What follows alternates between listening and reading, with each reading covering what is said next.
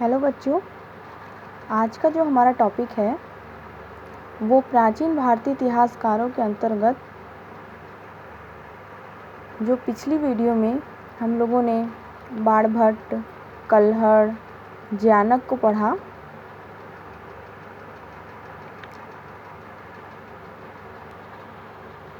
और अब हम लोग बिल्हड़ द्वारा रचित विक्रमांक देवचरित के विषय में पढ़ेंगे।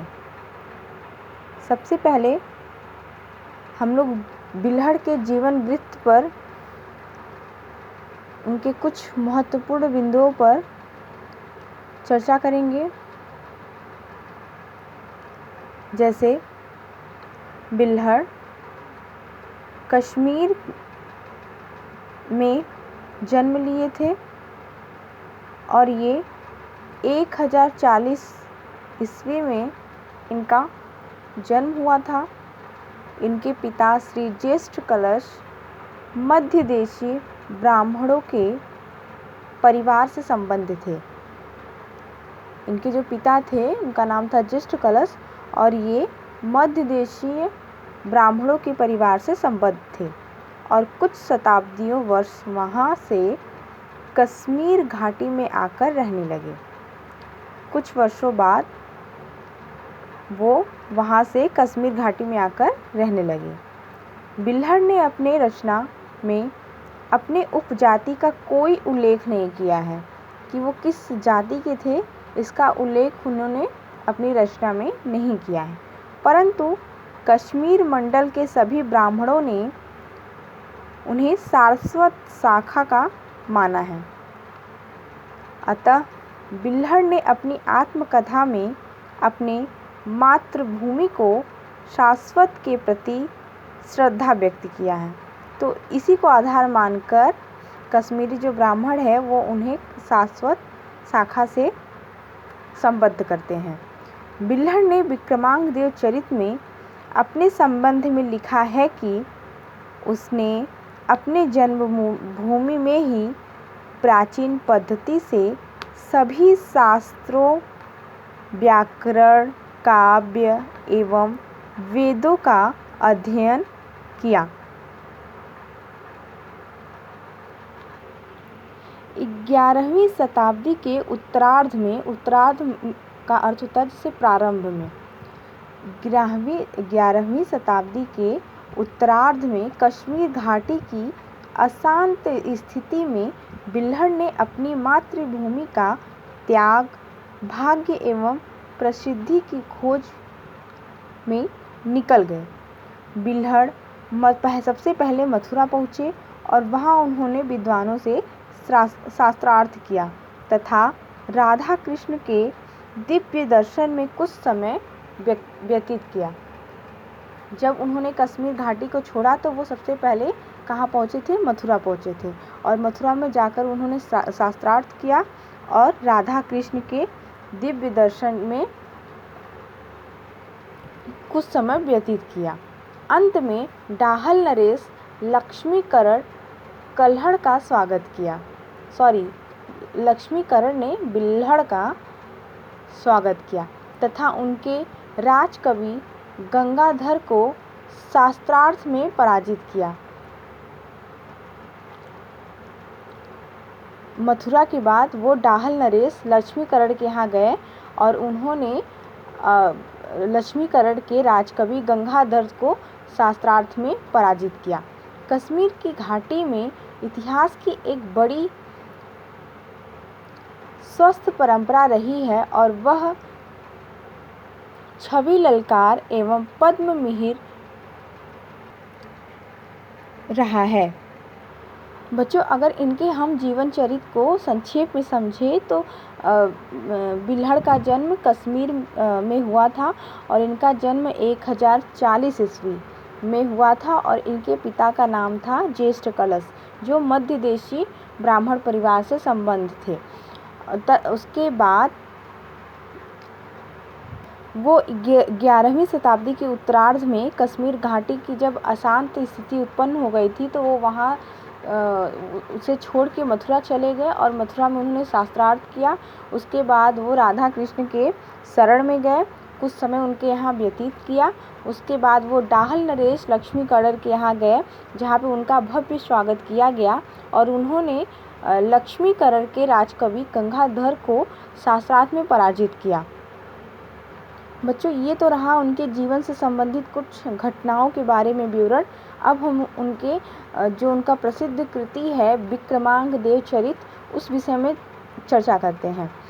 तो बच्चों, विक्रमांग देव चरित प्रारंभ करने से पहले हम ये जान लेते हैं कि बिल्हड़ जो थे वो 11वीं शताब्दी के कश्मीर के प्रसिद्ध कवि थे, जिनकी रचना चौर पंचाशिका प्रसिद्ध है। उनकी दूसरी प्रसिद्ध रचना है विक्रमांग देव चरित, जो अभी हम लोग को पढ़ना है। विक्रमांग देव चरित है जो इतिहास ग्रंथ है। बिल्हड़ के विक्रमांग देव चरित में कल्याण के चालुक्य राजा, अब विक्रमांग देव चरित में किसके विषय में वर्णन मिलता है?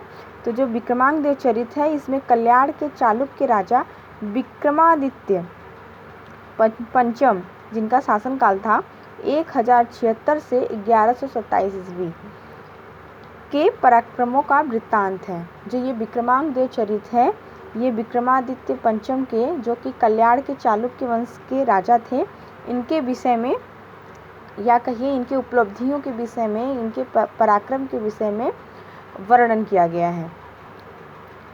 ये जो बिल्हड़ थे, ये कल्याणी के चालुक्य वंशी शासक विक्रमादित्य की राजसभा में एक कश्मीरी राजकवि और विद्वान थे। उनकी सुप्रसिद्ध रचना विक्रमांग देव चरित है। बिल्हड़ ने विक्रमांग देव चरित में अपने आश्रयदाता सम्राट का जीवन चरित अत्यंत सरस ढंग से प्रस्तुत किया है। उनका विवरण पूर्णतः इतिहास संगत है। बिल्हड़ ने जो अपनी रचना विक्रमांग देव चरित किया है, इसमें अपने आश्रयदाता सम्राट के जीवन चरित को अत्यंत ही सरस ढंग से प्रस्तुत किया है और उनका विवरण पूर्णतः इतिहास संगत है। विक्रमांग देव चरित की भाषा प्रांजल, विक्रमांग देव चरित की जो भाषा है वो प्रांजल है तथा स्पष्ट है, एवं शैली जो है वो वैदर्भी है।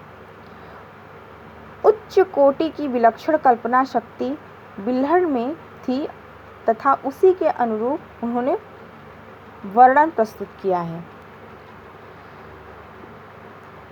तो बच्चों आगे चलते हैं। विक्रमादित्य षष्ठ के राजकवि बिल्हड़ ने अपने विक्रमांग देव चरित में कल्याणी की प्रशंसा के गीत गाए हैं और उसे संसार की सर्वश्रेष्ठ नगरी बताया है। कुलोतुंग प्रथम के द्वारा विक्रमादित्य षष्ठ को पराजय का सामना करना पड़ा था। इसका उल्लेख भी बिल्हड़ ने विक्रमांग देव चरित में किया है।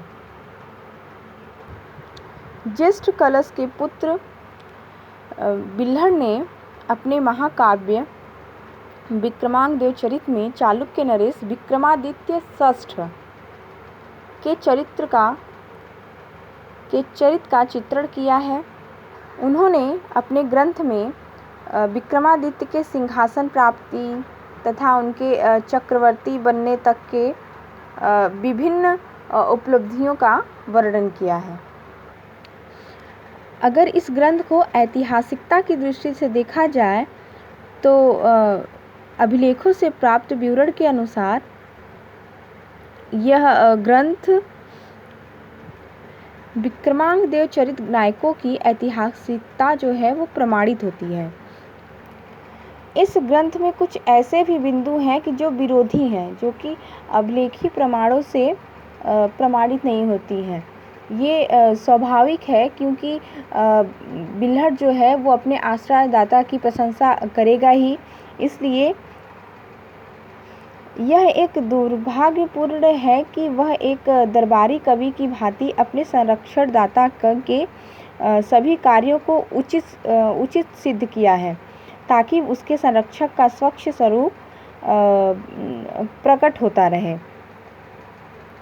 इस प्रकार बिल्हड़ की जो रचना है विक्रमांग देव चरित, इसमें कल्याणी के चालुक्य शासक विक्रमादित्य षष्ठ के सिंहासन पर बैठने से लेकर उसके चक्रवर्ती सम्राट तक के बनने तक का विवरण उपलब्ध होता है, जो कि इतिहास की दृष्टि से देखा जाए तो यह एक महत्वपूर्ण साक्ष्य है जो कल्याणी के चालुक्य शासक के विषय में जानकारी देता है। तो बच्चों, ये टॉपिक आप लोग को क्लियर हो गया होगा कि बिल्हड़ का जो विक्रमांक देव चरित है, ये ग्रंथ किस शासक से संबंधित है।